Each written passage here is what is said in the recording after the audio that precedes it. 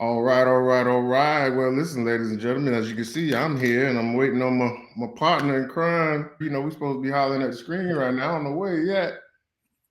Jason. Jason. Man, what the oh hell no. Hell no. What's that? Oh, you got one of them shits. Oh, is the movie still going? Man, listen, it's one battle after another, and getting Is the your ass to movie wake up. still on? We getting your ass to wake up is one battle after another too, man. Wake your ass up, man. Is the movie still going? Oh, No, they still going. oh, You missed the good part too. You got a bathrobe on and everything. Leo wore a bathrobe throughout the whole movie. I'm gonna wear a bathrobe throughout the whole movie. Hey, listen, there's nothing like being comfortable on set. I'll tell you that for one day. Well, I guess we better tell everybody. Welcome to hollering at the screen. Holla, holla, holla, holla, holla, holla, holla, holla, holla, holla.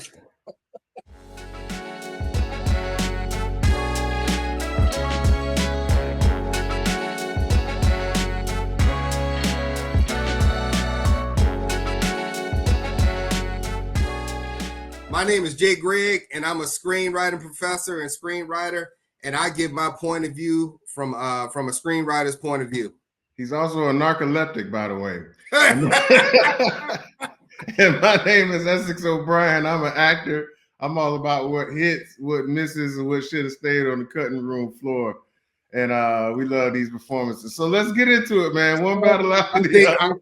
I think about good 42 minutes should have stayed on the cutting room floor. What? No, dog. No, man. Come on. It was so long. Yeah.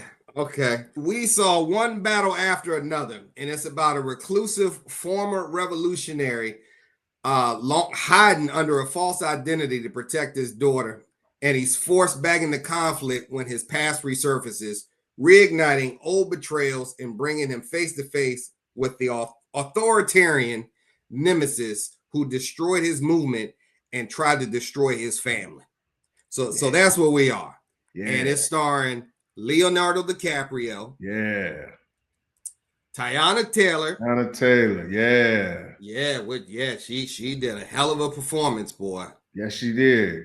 Yes. Queen Regina Hall. Regina Hall. Benicio del Toro. Doing her dramatic thing. I love that. We've seen a lot more actors, comedic actors doing the drama thing nowadays. Yeah. And I love that. They're stretching out. They're stretching those acting chops. I love that. Yes, sir. Yeah. And we can't forget about our personal favorite, Shayna McHale, who played the role of LP. And we'll get into her a little bit later. Jungle, jungle, jungle,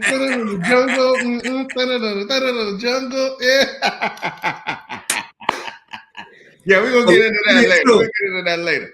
But we also got to throw in Benicio del Toro, who I love Benicio del Toro. Anytime I see him, me too. And also, Lord have mercy, Sean Penn. Yes, Sean Penn, boy. He looked like an action figure the whole time. He looked like a little G.I. Joe. Hey, listen, whatever he's on and whatever he's doing, I need to find a way to get that into my regimen because brother fit the part to a T. He was jacked. Yeah. He was jacked. So yeah, you asked me right off the bat what the performances was. Listen, top to bottom. Yeah.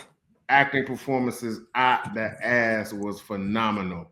Yes. And if I had to rank them, like I say, I'm gonna start with Sean Penn, even though he's the primary villain, I guess you could say. But yeah, he's the antagonist. It's a whole nother scenario of things we can get into as far as like who's the villain behind the villain and who's really who we're battling here. But Sean Penn's performance was just so incredible, so layered. He steals every moment. He chews up every second of screen time that he's on, and he's doing it with comedy. Unintentional comedy, also some serious, like, I really hate this. Like, he Mhm. hate him 1 minute and laugh the next, kind of feel sorry for him the next. Like, this was one of the most layered and nuanced and incredible performances I've seen. I would not be surprised if he at least doesn't get 4 or 5 of the major nominations for best supporting. All right. Yes, I And agree. then we go to Leo. Leo does his thing all the time. Leo DiCaprio is one of the greatest of all times at this point, and he kills it, man. He's a stoner. Yeah. He's a father. Yes. I think He's a Leo played himself. revolutionary. I think he played himself right there. He might have. And then get back to the ladies. Teyana Taylor got to give her flowers, and of course Regina Yes. Hall, and then the newcomer. I heard somewhere they put it in there. This is her first movie. I was like, Who's that? God damn. What's her name? The one that plays the daughter. Hold on, let me get it. Willa. She played Willa. She plays Willa, the daughter, Leonardo DiCaprio's daughter. So Leo plays Bill Ferguson, and her name's William Ferguson, which is my real last name, by the way. Shout out to the Ferguson family. Chase Infinity is her name. Yes. Her debut performance, and what a performance it was, man. I was like, she looks like she's a 10-year vet. I need to look into it. Maybe she got some theater background or something, but for this to be her first performance, it was like, damn. Yeah, she did do a great job. Yeah, I'm really surprised that this is her first thing. I think she did some TV before, like, and she was in Presumed Innocent and the test, and she's got something coming up called The Testaments. But yeah, you're right. This is her first major thing. Yeah. Well, damn, what she did? Go to Yale or something? Because how you jump out the gate doing projects like that, man? I'm jealous. Yeah, man. But no, she was phenomenal. She was phenomenal, man. She was. So yeah, so I enjoyed the acting, although it was long. This was a 2-hour and 42-minute film, and the as you mentioned, man, I can't say enough about the acting.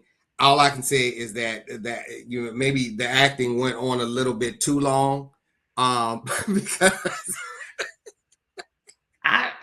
you got to tell me what kind of day were you having, first of all? Because me, I was on the edge of my seat the whole time. Oh, maybe did you not get your middle-aged nap? Did you get your nap that day? I think although Sean Penn was great, I think it was too heavy on Sean Penn. Too much Sean Penn. I wanted to see more of the dilemma between with Leonardo DiCaprio's character.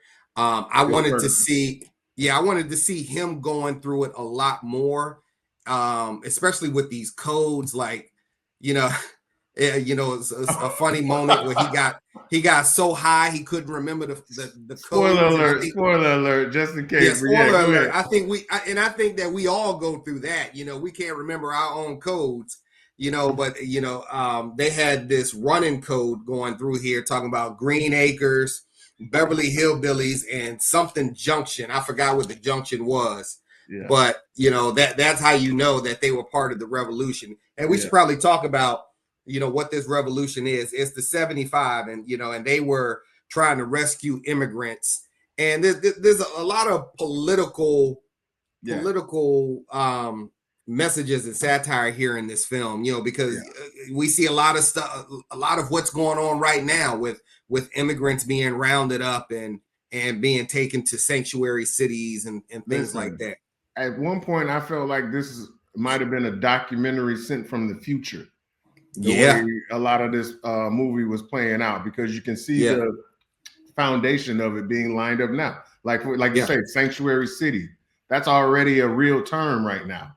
Yeah. You know what I mean? As far as places where immigrants can receive due process, not even just being deported, or just receiving the actual due process they're supposed to have. Whereas we have places now where they're just being rounded up and shipped anywhere. Yep. And being put in these concentration camps. We got one right in our backyard here in Florida called Alligator Alcatraz. We do. So it was so timely. It was on point. Almost scary, because like I say, we right there. We pretty much right there. We just don't have the only thing fictional about it is the French 75, which is the revolutionary group. that's going on there, causing all the problems. Not problems, but I should say, but trying to solve the problem. Right, trying to solve the problems. And the two leaders of that group, you know, were beautiful. Again, Teyana Taylor and Leonardo DiCaprio. Which I think, you know, Teyana's character, and I'm hoping I don't mispronounce it, but was it Perfidia? Perfidia Beverly Hills. Perfidia Beverly Hills. Yeah. And then Leo's character at first was Pat. So, you know, they're kind of leading the revolution. He's a bomb expert, Yeah. and they just can't get enough of each other and can't keep their hands off of each other, which I love. You know, it was crazy because at one point she said, let's have sex while the bomb goes off. Yeah, I mean, it was so many stories within stories because you had their love story sort of at the beginning while also being layered into the movement and the resistance that they're trying to accomplish. And then you throw Sean Penn in it, now it's like a love triangle. It becomes a cat and mouse, it's like a chase movie. Like it was just, that's why I say I don't know how you fell asleep because there was so much going on the whole time. I got through the whole movie, but I was just like, I know it's going to end now. I know it's going to end now. I know it's going to end. So let's stick with the act. So in Act 1, we see all of that. Then Perfidia ends up pregnant. Yes. But again, she had sex with Leo when the bomb was going off, and then later she got caught by Lockjaw. Yeah, and Lockjaw was like pretty much like, "What you gonna do to get out of this?" Yeah. So then, so as a screenwriter, at what point did you know that was going to be an issue later on? Because I think right then and there, you're like, "Whose baby is this really?" Yep. Because as soon as and for me, I feel like they gave it away because they went from the scene of her with Sean Penn in the bedroom or in the hotel, and then immediately the very next scene she was pregnant and shooting off a rifle. Yeah. And I was like, damn it, I know who the daddy be. Yeah. Know who the daddy be. Yeah. So then she has the baby. And again, you know, her and Leo were all, you know, always on top of each other, but now she's starting to feel like she's secondary to the baby. Yeah. So, you know, she's starting to feel a certain way, and you know, they start having conflict in the relationship. So, and this was one of the things that I was kind of like, why the fuck would she do that? So all of a sudden, so it starts out with them doing these random bombings to disrupt, you know, the evil empire, the United States government, basically. Right. And what they're doing with these concentration camps. And then all of a sudden they decide to rob a bank. That didn't really like, why are you doing that? And it was like, compared to the other stuff they was doing, it was poorly planned and executed. And so now she gets caught. Yes, she gets caught. And then the person who comes to save her is Lockjaw / Sean Penn. And he's like, you know, you got to snitch and do that thing you always do and be my boo. And and you know, I need to round up all of the 75. Yeah. And you know, so she ends up snitching, which her name, if you research her name, Perfidia, it actually means not faithful. Wow. It means betrayal. Yes. Oh, okay. That's some deeper level writing right there. Okay. Yeah. Yeah. And I thought that was cool. I thought that was cool because it, like, you know, we always like talk about flawed characters and people who are doing the right things for the wrong reasons and then doing the wrong reasons for the right things, stuff like that. Her character is initially presented as this, you know, like this hero, this revolutionary hero. Yeah. But then we see the fucked up side of her personality and things that she's willing to do. First of all, going back to walking out on the damn baby.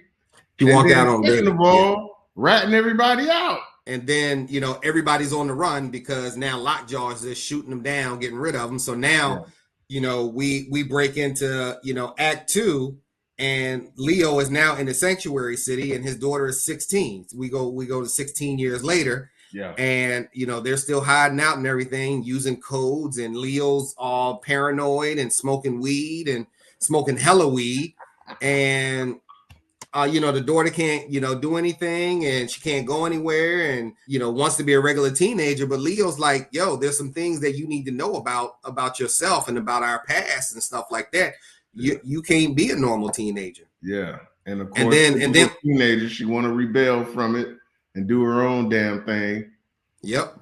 And just when we think we're done with Lockjaw is trying to join the Christmas Clan.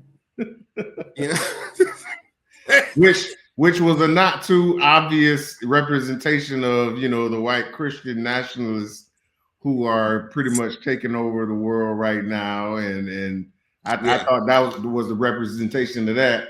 Old boy who was in Scandal, Tony. Yeah, he played the president in Scandal. Tony Goodwin is his name, I think. Let me see. He was Kerry Washington's boot thing when he was the president on Scandal. They're called the Christmas Adventurers, and they say "Hail Saint Nick," and I'm just like, yeah. Y'all, how are y'all gonna take somebody as wholesome as Santa Claus and turn him into, But that's one of the you turn him into something evil. That's one of the things I loved about this movie, Jason, is that it took stuff like that, heavy stuff like that, and it put some satire on it and some comedy while it was showing you the fucked up shit that's going on and that's going to continue to happen. And I love that part. Yeah, the Hail Saint Nick, and they're giving all this great dialogue, deadpan and serious, but they're saying some funny ass shit in code. Yeah, they are. Hey, Sean Penn is like, whatever I got to do to get into this group, and they asked him, have you been in any interracial relationships? Have you done this? Done that? And he's like, nope. Lying his ass off. And then they got to determine whether or not they want him into the group. And now he's on the mission to clear his past, because he doesn't know if the baby is really his or not. But in order to get into this group, he's got to do away with his history. He's got to get rid of any shred of evidence that he wants to put his little thing in some black box. Exactly. Yeah. So he had his own mission in the movie. Everybody's got their own mission. And that's one of the signs of a good movie, because you get to see where everybody's motivation lies. You get to see how they intersect and connect. And it's just, it was brilliant, man. It was brilliantly done. It was a good movie. And, Paul Thomas Anderson wrote it. In the streets, we call him PTA. He directed There Will Be Blood, which I thought was a fantastic film. Really good. This was with Daniel Day-Lewis, and I think it was back in like 2007, 2008, something like that. So there were high expectations for this one, but I think he did a great job. There was some great dialogue in here, great moments. I think if we're talking about things that I wish would have happened in this film, I wish Perfidia or Teyana Taylor's character would have come back. Yes. Now that we agree on. Absolutely. Yes. I wanted to see that full circle thing come back, in order just to see where the hell she worked. I know that she did the letter at the end, but where you at? That didn't give me closure for her character. That didn't give me closure for her character arc. I think she dating this new this new guy. He might have snatched her from the set and said, "Come on, girl." Mufasa. You think Mufasa got tired of them sex scenes and said, "God, we got to put an end to this, man. I can't have you out here like that. I can't have you with Leo no more, baby. Come on off that set." Yeah. So I wish she would have come back. That would have closed up her character arc. Yeah.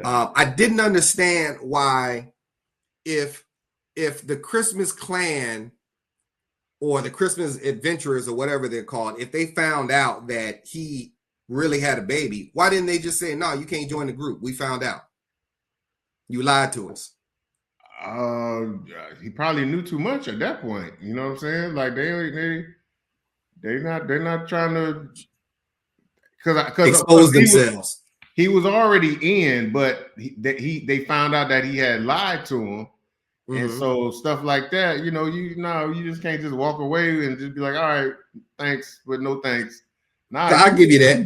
I'll give you that. And for the people who maybe haven't seen it, they basically represent that I don't want to use a word like it, not like an Illuminati or nothing like that, but basically Yeah. the white supremacist power structure that's taking shape. These are like, you know, them Koch brother type people who was buying off the politicians and the military and all of that. Oh, and you know, I don't know if you saw this thing with Hegseth with these generals lately. Yes. It's kind of like all of that, where they in this movie, you know, the military and ICE, they're kind of all intertwined. They're going to these sanctuary cities, rounding up Mexicans, messing with black people, doing all kinds of stuff like that. So it's kind of, that's where that comes from. And like, you can't have nobody breaking from the ranks. Yeah, that's true. That's an excellent point. Yeah, excellent point. You know, I love that. You know, Lockjaw got what was coming to him in the end. Yeah. You know, but you know, he really did try and take his, again, spoiler alert, he really did try and take his own daughter out. Yeah. And I'm glad that she was able to escape with the help of somebody else. Yeah. But you know, there was a chase at one point where, and Leo had this tracker and made sure that his daughter always had the tracker. And at one point, the two cars passed by each other and the tracker didn't go off. And I didn't understand that. So I kind of thought that was. Oh, no, you know what that was? I think because he thought the tracker, he thought she was in the car because he saw in the other car. He saw Lockjaw bring her into the black SUV, right? And so in his mind, yeah, his daughter's in that truck, but maybe somebody else took the tracker and good. So in that moment, to me, as an actor, I saw that conflict register in his eyes of, he went back, he looked, and he was like, he had to make a decision. Gotcha. And so he chose to go with what he saw, which was his daughter being in that car. And then once he found the car and saw that she wasn't in there, he had to figure a whole nother situation out, which thank God he did, you know what I mean? Because that led to watch one of the greatest chase scenes we've ever seen with the hills and the valleys. It is. And all of that. It is. That was crazy the way they shot it. It was like, it seemed so simple, but it was so riveting.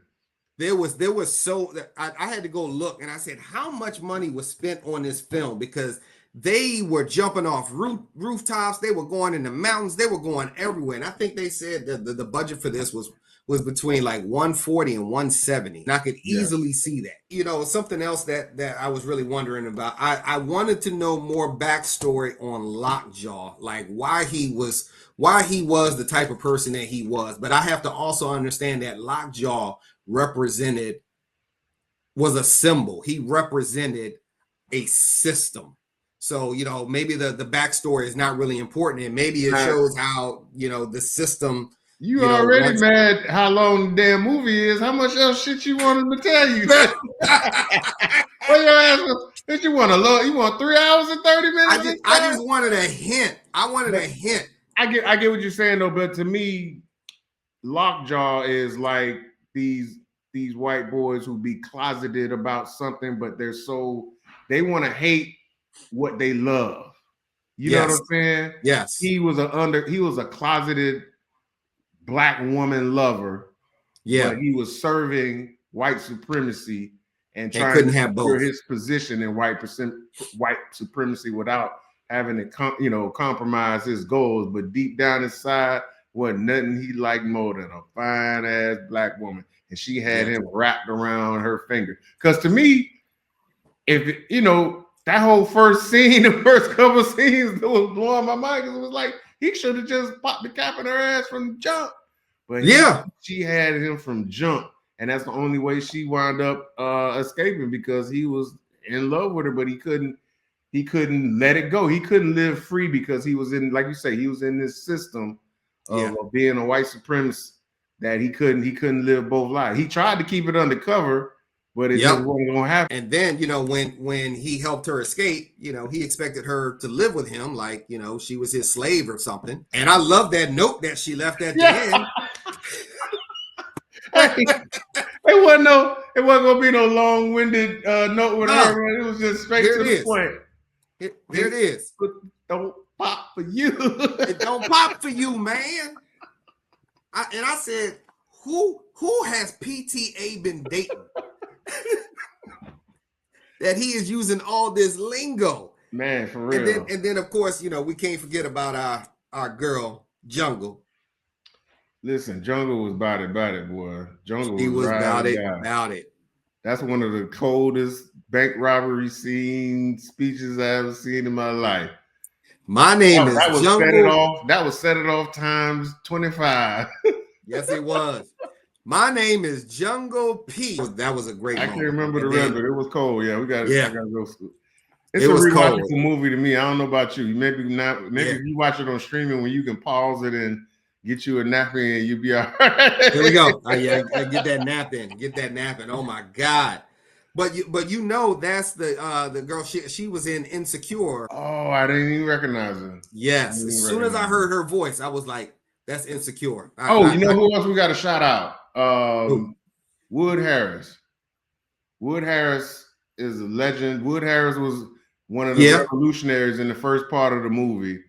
And when I saw him, I was like, man, this brother, you know, he doesn't always get the initial billing or make the credits, but when you see him in these movies, it always warms my heart because this type of career you are exactly right. is something I would love to have. Just a wonderful character actor. You could put him in almost anything, and he's a part of this cast, and I love what he did. I would have loved to see more of him, obviously, but for what he did, anytime I see Wood Harris, I got to give him some love. He's in this movie as well. Like we say, an incredible cast. And anytime I see him, it just makes me proud. I love his work. Yeah.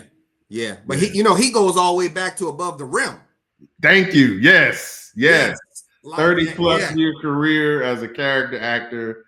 And like I say, I love seeing him do his thing. So what made you holler at the screen when you woke up? You know, I think I got a list of them here. I'm a look at my list.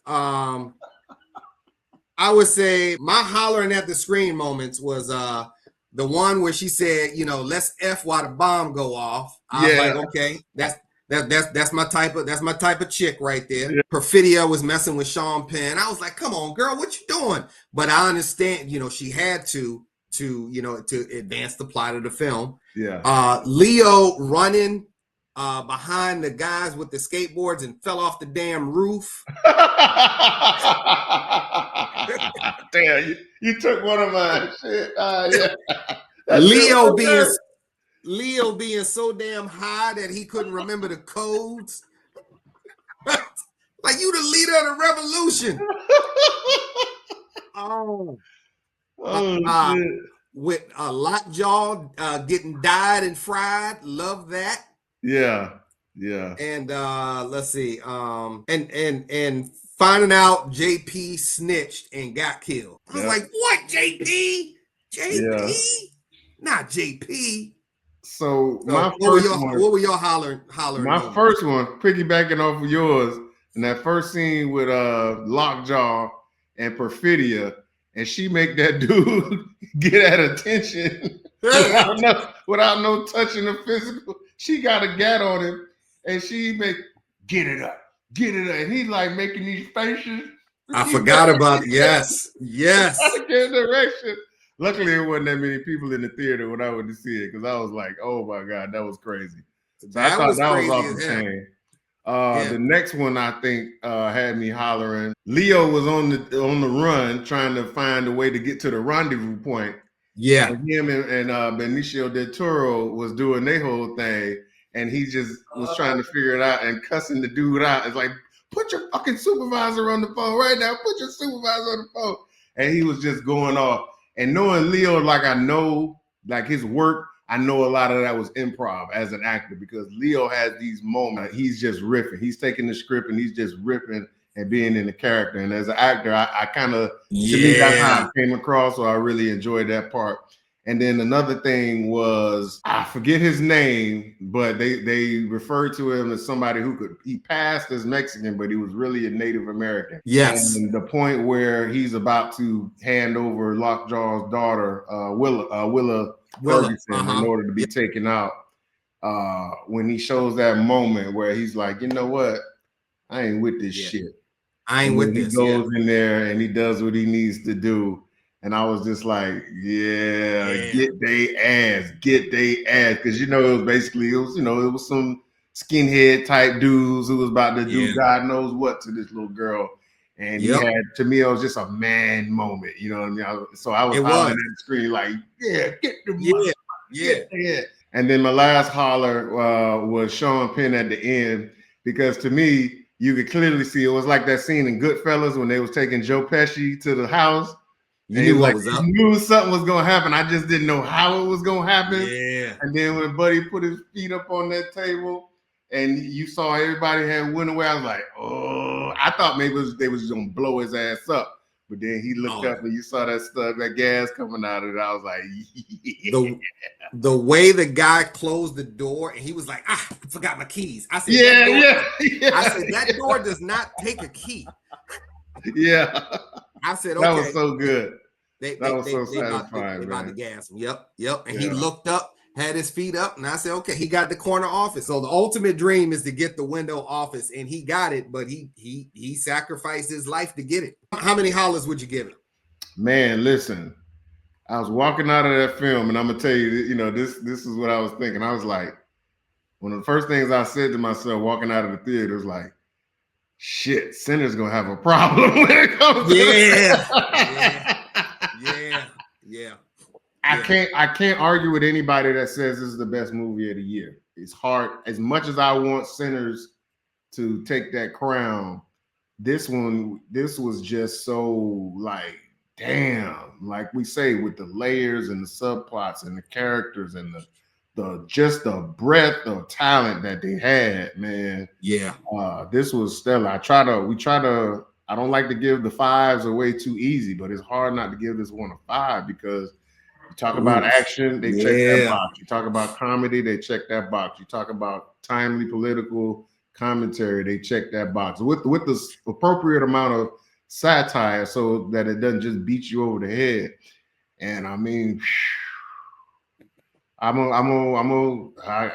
give 4.75 out of 5. 4.75. 4.75. I really want to say 5, but I don't want to give the 5s away too easy. It's a phenomenal movie, man.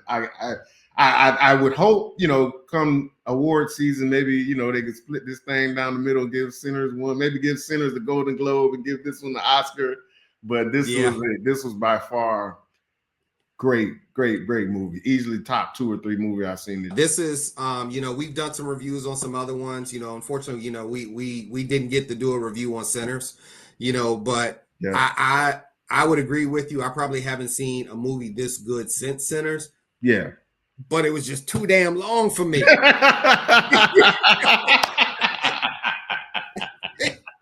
I was like, who produced this? I mean, who directed this? Martin Scorsese? I was like, oh my God. You had the game plan for this one, Jason. Maybe I game planned and you ain't game planned. I was ready. I only went to the bathroom once, bro. I only had one bathroom break, so I was doing my good thing. I ain't even get no food or nothing. It was too long for me. You know, the acting was phenomenal. I know any movie that Leo is in, he's going to be nominated because he's just that caliber of an actor. And he picks them that way too. He picks, I think at this point, he picks them like that. Yeah. Yeah. Like, give me a flawed, complicated character. Which, you know, again, the guy was, you know, he was all in the beginning and then wanted to be a family man. I think they will definitely get some Oscar nods. I would love to read the screenplay just to see how much of this was actually in the screenplay and if anything was improvised. Well, you know, I would say to me, this was more of an ensemble. So I wouldn't be surprised if Leo didn't get a nom. I would be surprised if Sean Penn didn't get a nom. To me, the only nom I see out of this would be Best Supporting Sean Penn. Everybody else was kind of, Leo was the lead, and I don't think this is one of his greatest roles. I don't, you know, compared to some of the others, because some of the others, he basically carried those films. He killed it. Yeah. This was more of an ensemble with him leading it, but I would say they would more or less get Best Picture nom, maybe Best Director, Original Screenplay, Best Supporting Actor of nominations. More so than the actors. I would say Sean Penn would probably be the strongest contender for Best Supporting than anybody else. But we'll see. Good. Yeah, I like that. I like We'll that. see. And probably, best screenplay as well. Yeah, yeah, Again, yeah, yeah. I would really Yeah, like to see the this is screenplay. PTA's Yeah, time to shine as far as it is. whatever noms coming in, because he did the damn thing with this one. The machine is rolling, so yeah, he's looking for that best picture, best director, best Yeah. screenplay, that type of thing. Because he wrote it too. Like, god damn, bro. Yeah, he wrote, and it was inspired by like a 1990s novel called Vineland, and I think that he had always wanted to adapt that, but just couldn't figure out a way to do it. So I think this was influenced by Vineland. So I wonder if this is because he says it was influenced. Would it still be considered an original screenplay or adaptation? Probably original screenplay. Yeah. I hope it would be. Yeah. But yeah, I as far as like the number of hollers for me, I'm gonna give it a 4. Okay. That's cool. I'm gonna give it a 4. I'm gonna give it a 4. I thought it was good. I don't know if I thought it was 5 great, but I thought it was good. I thought it was a good film, and I stick by that. It was too long. Ladies and gentlemen, so this is Hollering at the Screen. Holla, holla, holla. Hey, make sure you like, subscribe, share. Tell us what you want to see next. Come get your holla on. Yep. We see you watching. We see you watching. Like, holla, and subscribe. Thank you. We out. Peace.